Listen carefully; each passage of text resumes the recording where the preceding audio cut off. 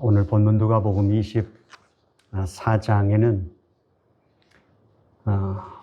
두 명이 예수님을 따르던 사람들이 이제 예루살렘을 떠나기로 작정을 했습니다. 그리고 엠마오로 가기로 했습니다. 수일 전에 그들이 겪었던 사건들은 두 번 다시 기억하고 싶지 않은 사건이었죠.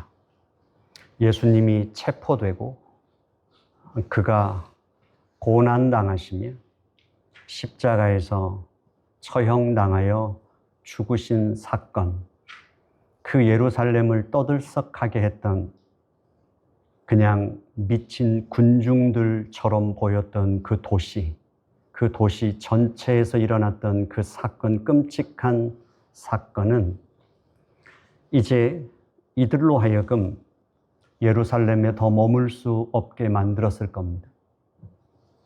예루살렘 어디에 머물러도 그들에게는 예수와 함께했던 모든 순간들이, 예수와 함께했던 그 기억들이 그들을 오히려 더 괴롭혔을 것입니다.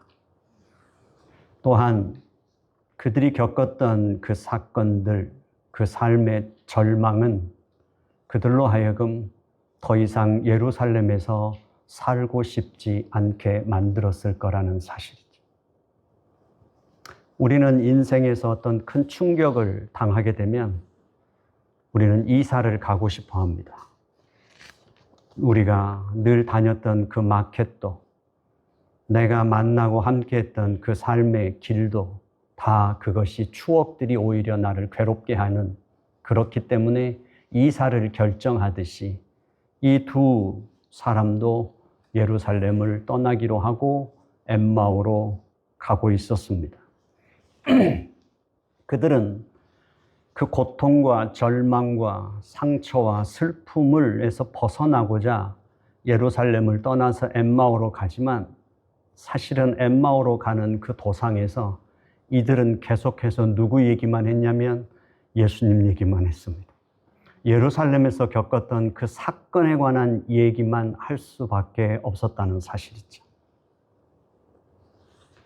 그들이 정말 사랑했던 분, 그리고 인생에 한번 진짜 꿈을 꾸었던 시간들, 뭔가 진짜 우리에겐 새로운 변화가 올 것 같은, 거의 확실하게 느껴져서 내 인생을 던졌던 그 시간들과 그 사건들에 대한 이야기로 채워집니다.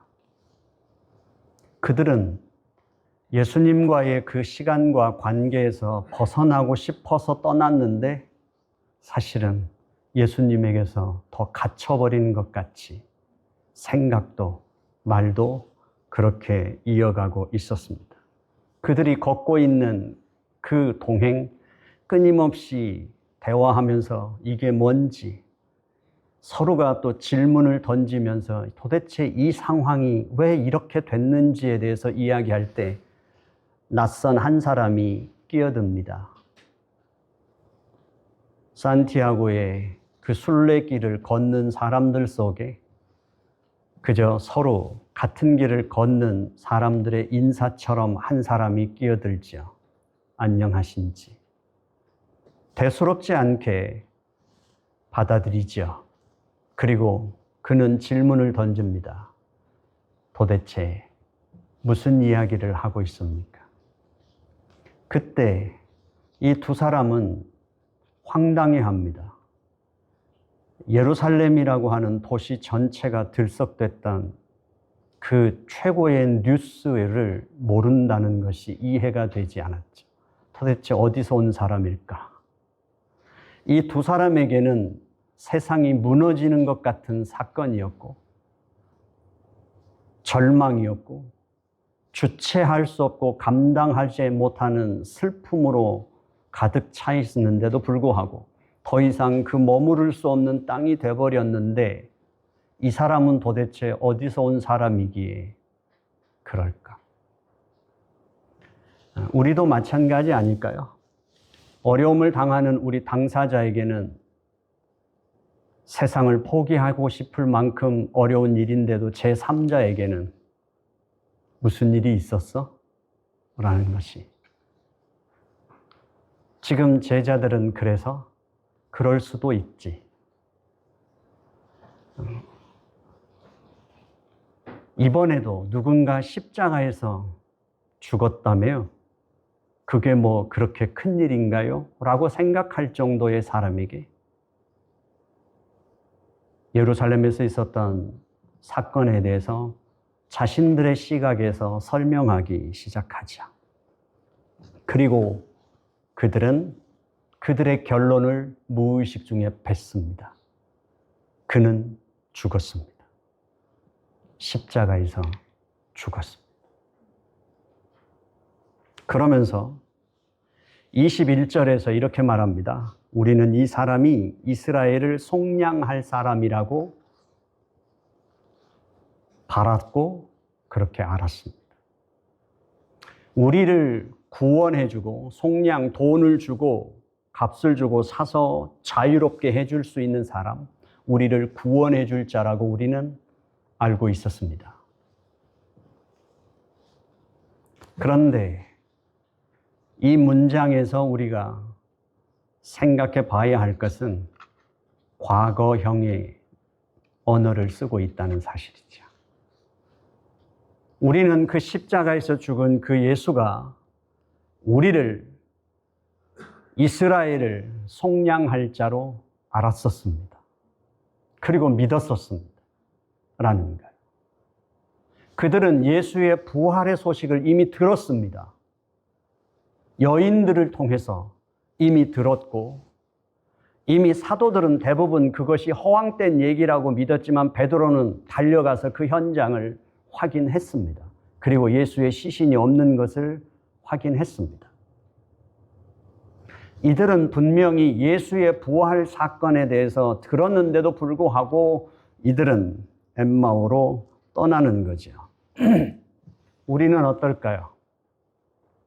지금 2026년도를 살아가는 우리도 해마다 부활절을 지킵니다.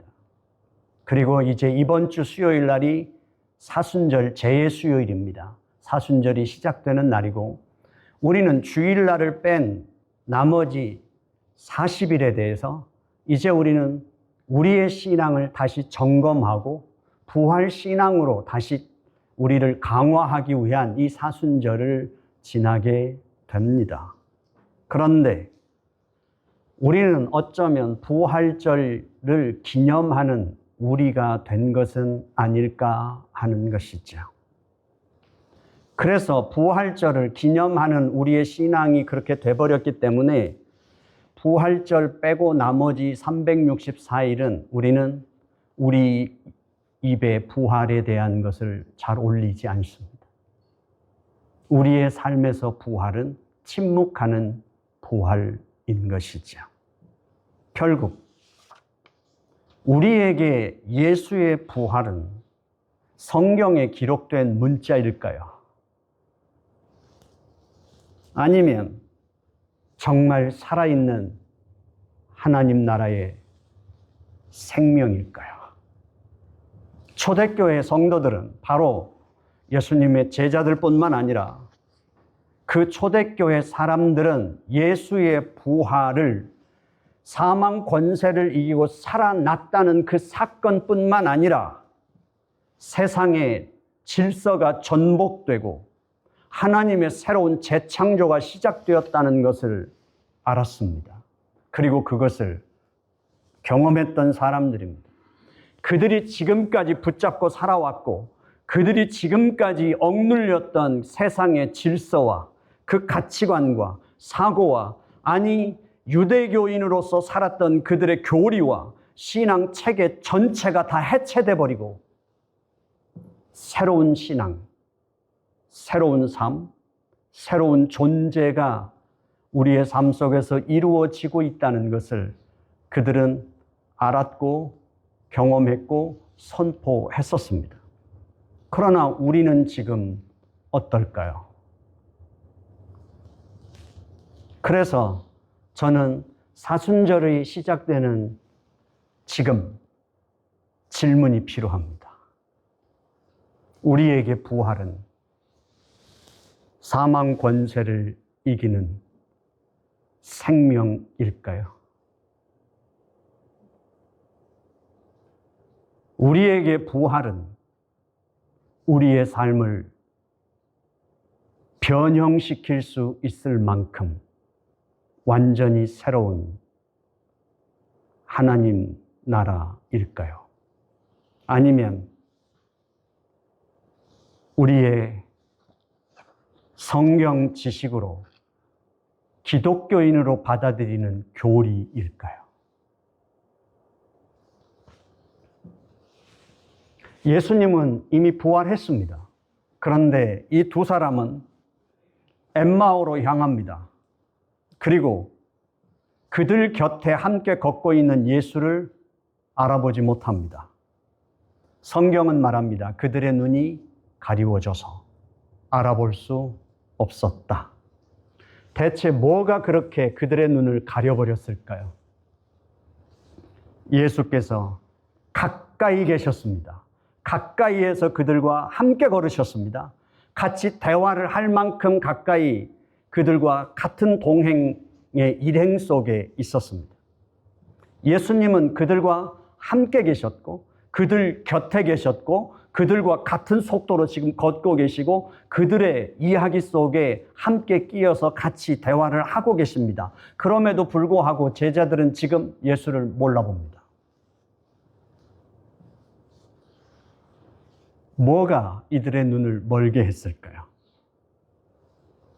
그들은 예수님과 함께 동행하면서 그들이 이렇게 내뱉습니다. 우리는 그 사람이 우리를 구원할 사람이라고 믿었다. 그걸로 끝입니다. 거기까지입니다. 우리도 마찬가지입니다. 이들의 믿음에 문제가 없습니다. 우리도 예수를 믿으면 내 삶이 바뀔 줄로 기대했습니다. 우리도 예수를 믿으면 질병이 치유될 것을 기대했습니다. 우리도 예수를 믿으면 우리의 경제적인 문제가 더 나아질 거라고 기대를 했습니다. 우리도 예수를 믿으면 우리의 삶의 문제와 고통과 슬픔에서 우리가 벗어날 거라는 걸 기대했습니다. 그런데 여전히 우리의 삶의 문제, 여전히 나의 삶의 고통의 문제, 그것이 내게 있다는 사실이죠. 우리는 어느샌가 서서히 우리의 믿음도 우리의 기대도 우리에게서 옅어지고 불분명해지고 있는 건 아닐까요? 성경은 그들이 곁에 계신 예수님을 알아보지 못했는데 그 이유를 설명해 줍니다. 그들의 눈이 가려져서. 그들의 눈이 가려진 것입니다. 그들의 눈은 왜 가려졌을까요? 슬픔에, 절망에 매몰돼 버린 것입니다. 거기에 갇혔습니다. 그래서 그 깊은 절망 가운데서 그들이 뱉어낸 말은 이것입니다. 십자가에 못 박았느니라. 십자가에 못 박혀 죽었다. 우리가 우리의 눈으로 확인했는데 죽었다는 겁니다. 우리가 눈으로 확인하고 우리가 목격한 건 그의 죽음이었습니다. 그는 십자가에서 죽었고 장사 지낸 바 됐고 그리고 끝.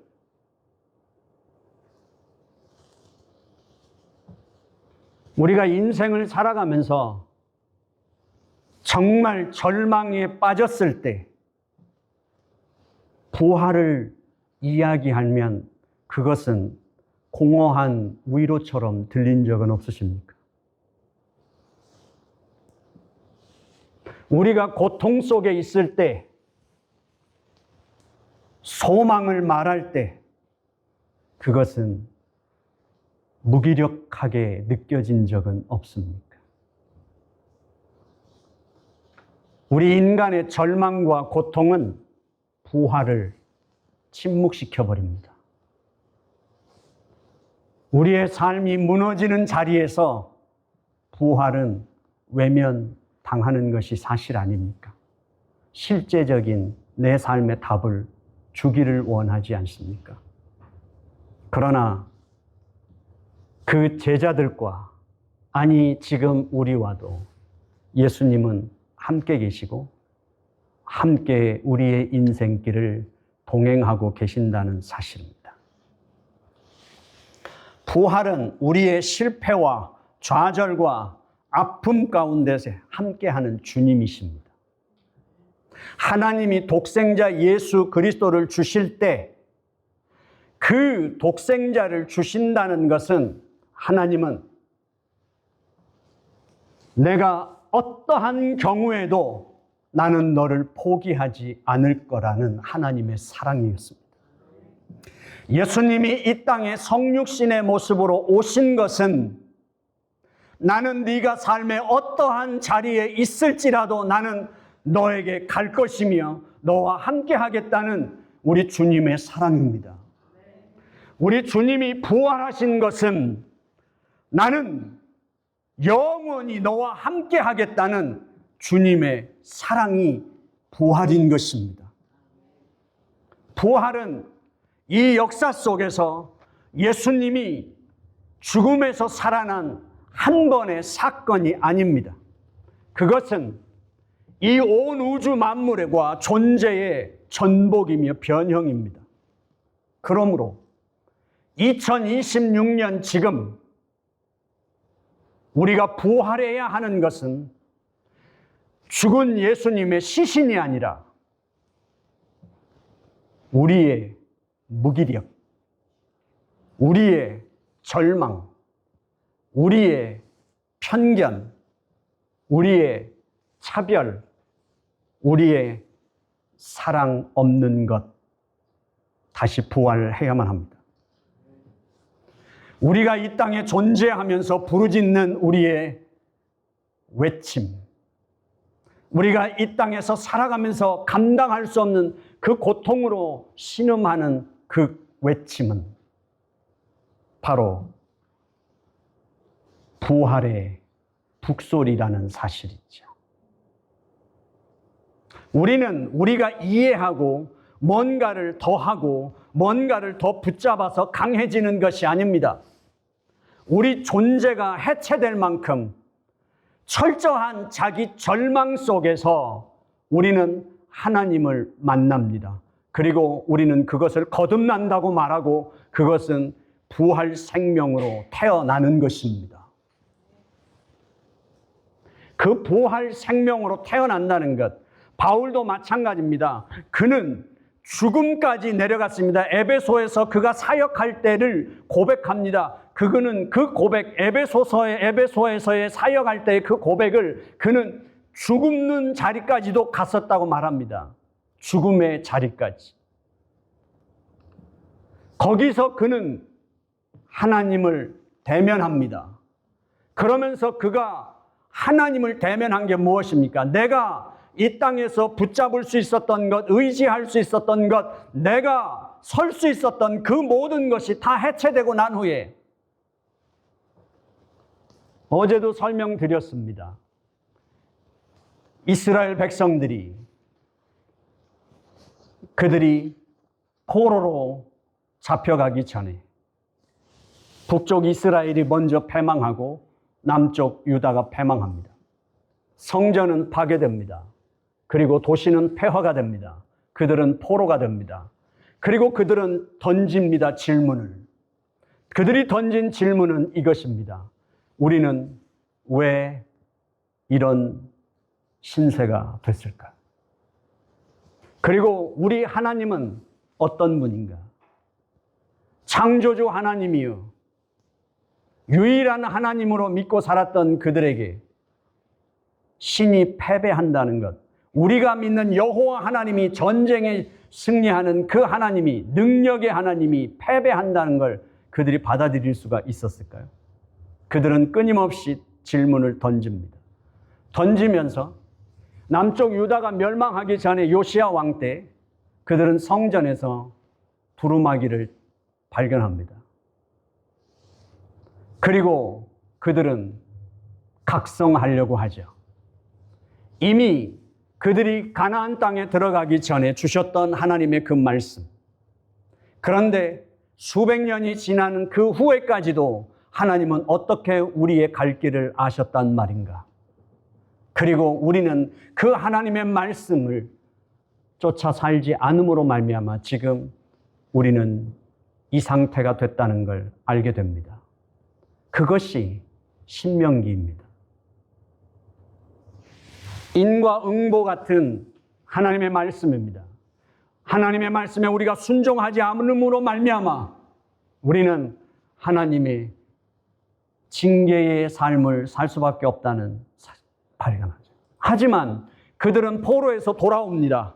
그 포로의 70년의 시간 동안 그들은 하나님과 새로운 관계를 맺습니다. 그 하나님과 관계를 맺으면서 그들은 이제 여호와 하나님 중심으로 다시 신앙을 세우고 그들의 모든 것을 세우기로 작정합니다.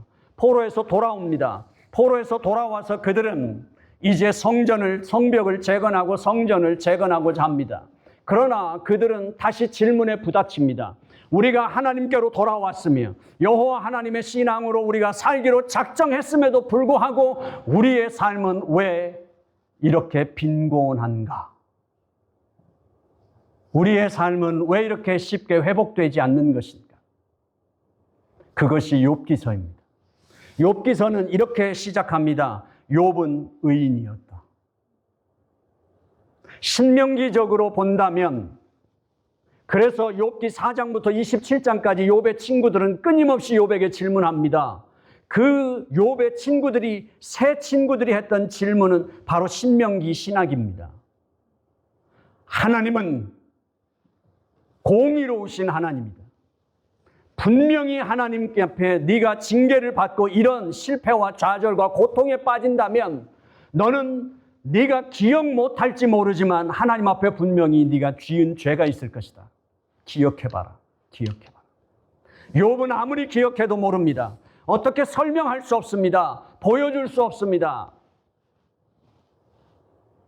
욥은 지금까지 자기가 붙잡고 살아왔던 그 하나님에 대한 믿음, 그것을 설명할 길도 보여줄 길도 없습니다. 욥은 거기서 자기 존재가 해체됩니다. 설명 불가인 존재가 됩니다. 하나님은 이제 욥에게 찾아오셔서 폭풍같이 말씀을 쏟아내십니다. 그러면서 욥이 이렇게 고백하죠. 지금까지 귀로 들었던 하나님을 내가 눈으로 배웠습니다. 그 고백은 철저하게 자기가 지금까지 붙잡고 왔던 모든 삶이 다 붕괴되고 해체돼 버리는 그 자리에서 그는 하나님과 대면합니다. 바울도 마찬가지입니다. 그가 고난을 가운데 사망 가운데 빠지면서 그가 하나님을 만납니다. 그러면서 그가 이렇게 말합니다. 내가 풍부에 처할 줄도 알고 가난에 처할 줄도 알고 내가 고난에 떨어지기도 하고 내가 어떠한 삶에서도 나는 내 삶이 하나님 안에서 무너지지 않는다는 걸 배웠다. 내가 완전히 붕괴되고 해체되는 그 자리에서 만난 하나님은 이 세상의 그 어떤 것에 좌우되지 않고 빼앗기지 않는 온전한 신뢰의 하나님이라는 사실이에요. 이 세상 것으로는 절대 무너지지 않는 신앙이죠. 그것이 하나님의 부활입니다. 우리는 고난이 올 때, 우리가 절망에 빠졌을 때 그것을 외면하고 싶어 합니다. 바로 이 두 제자처럼 엠마오로 떠나기로 작정합니다. 하지만 그렇게 되면 절대 부활을 경험할 수 없습니다. 부활은 내게 있는 그 모든 삶을 오롯이 받아들이며 내가 완전히 해체되는, 내가 완전히 붕괴되는 그 삶의 자리에 끝까지 서 있을 때 우리는 거기 계신 하나님을 만나게 된다는 사실입니다. 고난은 승리를 이겨낸 어떤 결과나 사건이 아니라 우리를 끝까지 끌어안고 포기하지 않는 하나님의 사랑의 이야기인 것입니다. 예수님 부활은 우리 주 예수님께서 우리가 어디에 있든지 포기하지 않고 우리의 있는 자리까지 찾아오셔서 우리의 손을 붙잡고 우리를 끌어안고 우리와 함께 같이 죽고 우리와 함께 같이 사는 사랑의 이야기가 바로 부활이라는 사실입니다. 그리고 그 부활은 한 사람의 승리로 끝나는 것이 아닙니다. 사도 바울은 이렇게 말합니다. 고린도 전서 15장에서 이제 그리스도께서 죽은 자 가운데서 다시 살아나사 잠자는 자들의 첫 열매가 되셨도다. 예수의 부활은 우리의 부활이며 예수의 부활은 만물의 부활이라고 말하고 있는 것입니다. 그럼에도 불구하고 불행하게도 현대교회는 개인 구원에 갇혀 있는 것 같은 우리의 불행입니다. 개인이 구원받는 것이 아니라 부활하신 주님이 나를 구원하실 뿐만 아니라 우리 전체의 변혁, 전복의 사건이라는 사실입니다. 예루살렘으로 가는 두 제자는 공동체로부터의 이탈이었습니다. 제자들은 공동체로부터 분리되어 자기들이 결론 낸 자기들의 결과에 따라서 자기들의 판단에 따라서 그들은 그 공동체를 떠나 그들이 선택한 길로 가기로 작정하고 가고 있었다는 사실입니다. 어떤 여인들이 와서 예수가 부활했다고 전했습니다. 하지만 믿지 않았습니다. 어떤 여인들이 환상을 보았다고 말했습니다. 아니, 그것은 미쳤다고 생각했습니다. 오늘날도 그렇게 닮아 있지 않습니까? 어떤 이가 부활의 주님을 만나고 어떤 이가 성령 하나님의 임재하심 속에 들어갔을 때 그것이 한 개인의 은사 체험이요, 그것이 하나의 하나님의 은혜 체험이라고 생각하지 않습니까? 우리는 서로가 연대해 있지 않습니다. 나의 고통이 우리 모두의 고통이며 나의 신앙이 우리 모두의 신앙이라는 연대의식이 없습니다. 우리는 우리 홀로 걷는 신앙의 길을 걷고 있는 것은 아닙니까? 서로가 진정으로 의지할 수 없는, 우리가 서로가 서로를 진정으로 붙잡고 놓아지지 않는 그런 공동체일까요? 우리는 내 신앙을 내가 지키는 것, 우리는 내 신앙을 위해서 함께 교회 안에서 머물고 있지만 그러나 연대되지 않는 공동체, 거기서는 예수의 부활은 사라지고 맙니다. 예수의 부활은, 부활의 생명은 공동체 안에서만 온전히 드러납니다. 오늘 본문은 말합니다. 그 제자들은 예수님께서 빵을 떼어주실 때 그들은 눈이 밝아졌습니다. 이 빵을 떼어준다는 것은 예수님께서 신비한 어떤 것을 주신 게 아니라 우리의 특별하고 신비한 어떤 종교 행위를 말하는 것이 아닙니다. 일상이라는 사실이죠. 일상. 부활은 논리적으로 설명되어야 되는 것이 아니라, 논리적으로 이해가 되는 것이 아니라, 부활은 우리의 관계 속에서 그 사실을 확인할 수 있는 것입니다. 하나님께서 우리를 구속하시고 하나님께서 우리를 교회로 세우셨습니다. 우리가 함께 그 연대하여 우리가 우리의 일상 속에서 함께 할 때 결국 함께 걸으며 함께 거하고 함께 이야기 나누며 함께 떡을 떼는 그 일상 속에서 여기에 나오는 이 단어의 동사의 연결인 어디에서 동일하게 나오냐면 예수님께서 5,000명을 먹이시는 사건에서 동일하게 나옵니다. 그 동일하게 나오는 말씀이 예수님께서는 그들을 앉히십니다. 앉혀 놓으시고 누가복음 19장 16절에서 예수께서 떡 5개와 물고기 2마리를 가지사 하늘을 우러러 축사하시고 떡을 떼어 제자들에게 주시며 무리에게 나누어 주게 하시니, 이 사건은 또 어디로 가냐면 사도행전 24장에도, 사도행전에도 나옵니다. 27장 35절에 보면 사도 바울이 로마로 압송됩니다. 압송될 때 광풍을 만납니다. 유라굴로라고 하는 그 광풍을 만나게 되죠. 모두가 다 죽게 됩니다. 열흘을 굶습니다. 그때 사도 바울이 그들을 진정시킵니다. 여러분들은 머리털 하나 상하지 않을 겁니다. 그러면서 그들에게 떡을 떼어주며 먹으라고 말할 때도 동일하게 나옵니다. 그들과 함께 잡수실 때에 오늘 30절 말씀과 똑같은 패턴입니다. 떡을 가져다가 모든 사람 앞에서 하나님께 축사하고 떼어 먹기를 시작하며 들고 찬미하고 떼고 주고, 이 일상입니다. 부활은 우리 가운데서 다시 태어나야만 합니다. 우리 길벗 공동체 속에서 태어나야만 합니다. 이제 2026년 사순절의 주제를 이렇게 정했습니다. 응원하는 공동체 길벗. 오늘 설교 제목으로도 만들었습니다. 우리는 사순절 동안 4가지를 할 겁니다. 첫 번째, 하루에 25센트씩 모읍니다. 40일 동안 25센트씩 모읍니다. 주일 빼고 40일입니다.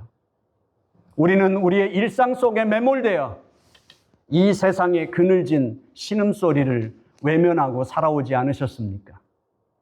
25센트씩 40일을 모으시면 누군가 삶의 절망 가운데서 오늘 한 끼 식사가 가망이 없어 보이는, 그래서 굶어야 하는 사람에게 한 끼 식사값입니다. 40일을 모으면 10불이 될 겁니다. 이 사순절 기간 동안 누군가의 한 끼를, 내가 내 한 끼를 나누는 그것을 하실 수 있기를 원합니다. 두 번째는 축복하기입니다. 이런 말을 하실 수 있을까요? 장난 삼아서라도 해보십시오. 어떤 사람에게 가위바위보 나고 한번 하실래요?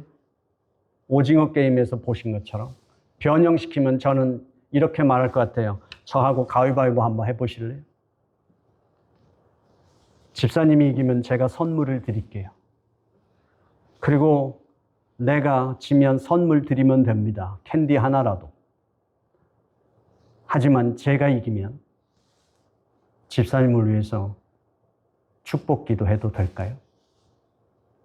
제가 만약에 집사님을 위해서 축복한다면 집사님의 인생에 하나님의 복이 임할지도 모릅니다. 제가 기도해도 될까요? 세 번째는 응원하는 메시지 보내기입니다. 직분자들에게도 보내실 수 있습니다. 노년의 삶을 사시는 분들에게도 보낼 수 있습니다. 어린아이에게도 보낼 수 있고, 아픈 분에게 보낼 수 있고, 실패와 좌절 가운데 있는 분에게 보낼 수도 있습니다. 그 메시지에 밥을 지어보실 수 있겠어요? 매일 한 사람을 생각하면서 40명에게 내가 그에게 영적인 생명의 양식을 준다는 마음으로 어디서 좋은 걸 퍼오지 마시고 정말 내가 함께 신앙생활하는 그 가족에게, 길벗들에게 그를 생각하고 내가 살아보지 않은 그 노년의 삶 속에 사시는 그 어른을 생각하면서 그분에게는 어떤 응원이 필요할까? 생각하며 새벽에 일어나 그분을 놓고 어떤 응원의 메시지를 보내줄까? 그런다면 만약에 그 응원의 메시지를 찾기 위하여 내가 성경을 읽는다면, 기계적으로 내가 이 사순절 기간 동안에 신약을 한번 읽을 거야, 그렇게 읽지 마시고 정말 우리 길벗 교인들을 생각하면서 내가 그분을 위해서 하나님 앞에서 응원의 메시지를 보내기 위하여 말씀을 찾아 하나님의 그 말씀을 통하여 응원의 메시지를 보낼 수 있다면, 내가 길벗을 축복하기 위하여 하나님의 그 축복의 말씀을 내가 찾는다면, 내가 응원의 메시지를 위하여 글을 놓고 기도하는 기도라면 우리는 얼마나 달라질까요? 저는 고난주간에, 이 사순절 기간 동안에 예수님이 한 것처럼 무슨 금식하고 뭔가 나의 경건을 위해서 어떤 행위를 하는 것이 아니라 우리의 사망 권세, 우리의 죄를 위하여 죽으시고 부활하셔서 우리의 죄를 속죄하실 분은 오직 유일하신 예수 그리스도밖에 없으십니다. 그걸 흉내낸다고 우리가 예수님처럼 되는 것도 아니고 우리에게서 달라지는 것이 아닙니다. 예수 그리스도가 십자가에서 죽으시고 우리를 위하여 부활하셨다면, 그 고통을 당하셨다면 우리는 그 죽으심을 경험하는 것이 그 죽으심을 가장 잘 참여하는 일인 줄로 믿습니다. 사순절에 우울한 척하지 마시고 경건한 척하지 마시고 오히려 십자가의 능력으로 더 기쁘고 승리하는 삶을 살기 위해서 서로 응원하십시오. 서로 기도하십시오. 우리가 그렇게 될 때 정말 2026년 우리 길벗교회 사순절에 모든 사람들이 고통을 뚫고 일어나는 것을 경험하는 부활 공동체, 어떤 사람들의 신앙과 마음을 회복하는 부활 공동체, 우리는 바로 그 부활을 부활시킬 수 있는 길벗교회 공동체가 돼서 고난주간에 한 주간 동안 뭔가 빡세게 한 주간 동안 뭔가 해야 될 것 같은 그런 게 아니라, 고난주간에 우리 길벗교인들이 내가 교회의 복을 받았습니다. 교회에 등록하고 다니는 교인들은 교회의 복을 받을 권리가 있는 줄로 믿습니다. 교회의 응원을 받고 제가 이렇게 회복됐습니다. 교회의 축복을 받으면서 제가 이렇게 살아났습니다. 예수의 이름으로 다시 내가 회복됐으며 예수의 이름으로 살아났다고 고백할 수 있는 부활 공동체로 부활하는 길벗교회가 되기를 주님의 이름으로 축원합니다. 기도하겠습니다. 부활의 주님, 십자가의 고통을 넘어 가장 깊은 절망의 어둠을 넘어 우리 길벗들의 가슴에서 부활이 임하게 하여 주시옵소서. 세상 한복판에 서 있는 길벗들의 일상에서 부활이 나타나게 하여 주시옵소서. 하나님이 맡겨주신 교인들 한 명 한 명이 생명 충만하게 할 수 있는 길벗교회가 부활하게 하여 주시옵소서. 예수님의 이름으로 기도드려 싸움나이다. 아멘.